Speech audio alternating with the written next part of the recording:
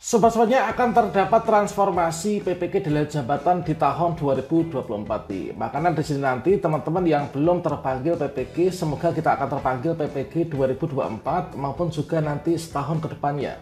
Yang jelas nanti akan ada segera penuntasan untuk sertifikasi guru bagi teman-teman yang sudah dalam jabatan. Dan pada video ini saya akan membagikan tips supaya kita ini tidak terlewat pemanggilan PPK dalam jabatan tahun 2024. Kira-kira bagaimana informasinya? Yuk simak. Oke sobat-sobatnya, untuk yang pertama, tips supaya kita itu tidak terlewat atau tidak tertinggal informasi terkait tentang pendaftaran atau juga konfirmasi kesediaan PPK dalam jabatan tahun 2024. Teman-teman di sini ada selalu pantau link pengumuman ppk kemdikbud.go.id ya. Jadi link resmi untuk portal pengumuman dan juga pendaftaran PPK dalam jabatan itu adalah di ppk.kemdikbud.go.id. Sama halnya seperti di tahun-tahun kemarin ya, yaitu di sini ada pendaftaran dan juga seleksi administrasi untuk teman-teman peserta PPK. Yang mana langkah berikutnya di sini nanti kita untuk bisa terpanggil PPK dalam jabatan ini adalah nanti melalui rekrutmen ya. Rekrutmen yang pertama ini adalah nanti melalui pemutakhiran data guru dalam jabatan secara masif, dan kita mendapatkan informasi terkait tentang kapankah jadwal pemutakhiran data guru dalam jabatan secara masif, kemudian untuk jadwal seleksi administrasi dan lain sebagainya ini kita dapatkan yaitu pada link resmi ppk.kemdikbud.go.id. Nah, coba kita cek untuk link dari ppk.kemdikbud.go.id. Silahkan teman-teman bisa buka di Google ya. Dari sini kita buka di Google, kemudian kalian bisa ketikkan di pojok kiri atas ini yaitu ppk.kemdikbud.go.id. Jadi kita selalu pantau link resmi dari pengumuman ppk.kemdikbud.go.id ya. Kita bisa klik enter. Nah, di sini ada berbagai macam tampilan ini. Ini udah ada semacam selebaran ya. Ini adalah untuk pamflet terkait tentang PPK dalam jabatan tahun 2024, kemudian PPK Prajabatan tahun 2024. Tentunya kalau misalkan sudah ada tampilan seperti ini, maka nanti nggak akan lama lagi akan segera dibuka nih untuk pendaftaran PPK dalam jabatan. Nah, teman-teman bisa scroll ke bawah untuk yang dalam jabatan ya. Ini adalah ada ini berita, kemudian di bagian ini dalam jabatan. Untuk informasi terbaru terkait tentang PPK dalam jabatan ini baru sebatas ini tertanggal 9 Maret kemarin, yaitu yudisium dan sumpah profesi, kemudian PPK FKIP dan seterusnya. Jadi teman-teman nanti dipantau yaitu di sini di ppk.kemdikbud.go.id merupakan pusat informasi untuk pendaftaran dan pemanggilan peserta PPK dalam jabatan. Itulah untuk layanannya, checklist ijazah dan lain sebagainya. Itulah untuk informasi yang pertama. Kemudian untuk yang kedua, teman-teman di sini nanti ketika sudah dilakukan yaitu untuk langkah selanjutnya yaitu kalian berkoordinasi ya, supaya nanti kita itu nggak akan terlewat oleh teman-teman nanti berkoordinasi dengan operator dapodik sekolah atau ODS. Jadi seperti yang kita ketahui bahwasanya untuk PPK di tahun 2024 ini nanti kuotanya itu cukup besar ya. Jadi di tahun 2024 itu ada 550 ribuan lebih.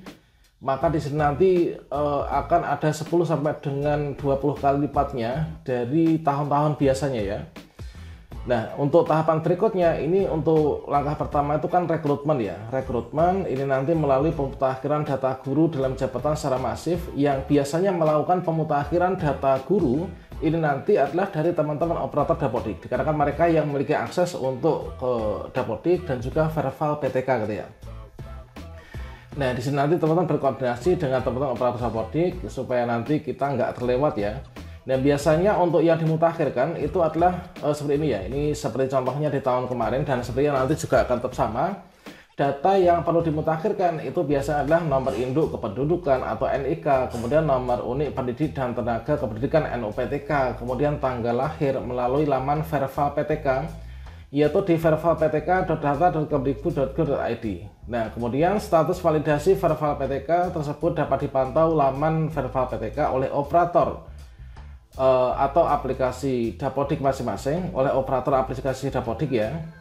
Maka di sini kita harus berbaik-baik hati nih dengan teman-teman operator, koordinasi yang baik. Kemudian yang dimutakhirkan lagi adalah riwayat pendidikan formal mulai dari jenjang pendidikan dasar hingga pendidikan terakhir. Kalau misalkan kita mengganti ijazah nih ya, maka ya kita gantikan ya, supaya nanti kita itu akan tersinkron, yaitu untuk lintas bidang studi kita dengan PPG yang nanti akan kita ambil. Kemudian riwayat karir guru, ini adalah riwayat kerja atau riwayat terdaftar mulai dari pertama kali kita mengajar melalui aplikasi Dapodik Sekolah ya. Kemudian juga tentunya yang keempat adalah status kepegawaian, ini juga perlu kita mutakhirkan nantinya. Nah, status kepegawaian jenis PTK di aplikasi Dapodik.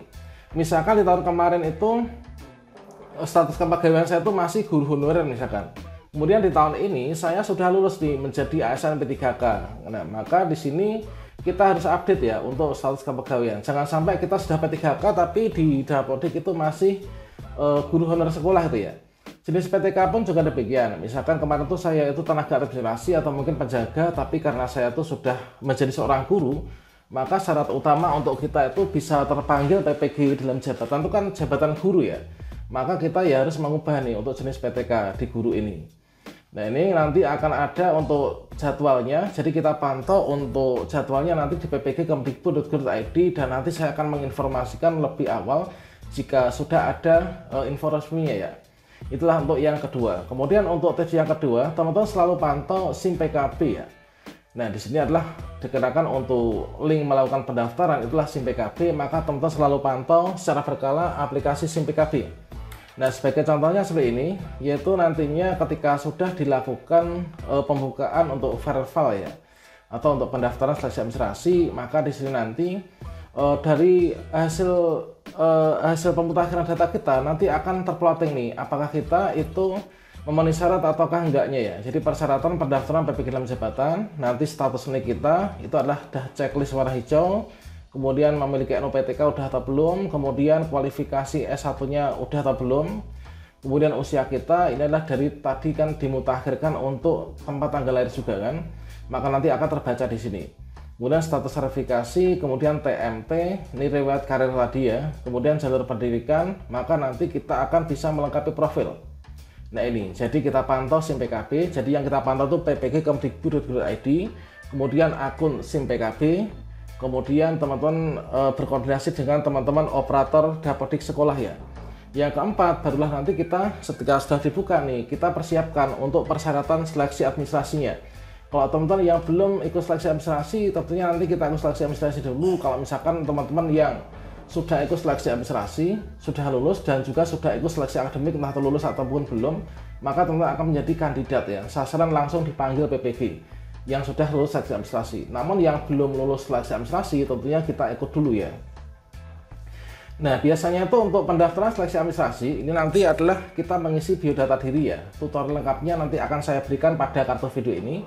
Kemudian kita mengisi linearitas ijazah S1 dengan bidang studi PPG, kemudian kita memilih bidang studi PPG dan juga upload berkas-berkas pendukung teman-teman. Ini adalah untuk yang keempat. Nah, kemudian untuk tips yang kelima, teman-teman silahkan subscribe channel calon guru ini ya. Supaya nanti kalian nggak ketinggalan informasi, silahkan dipilih playlist yaitu info PPG. Dan sampaikan juga kepada teman-teman yang lain bahwasanya untuk bersiap supaya terpanggil PPG dalam jabatan di tahun ini. Semoga kita semua terpanggil ya PPG dalam jabatan di tahun ini.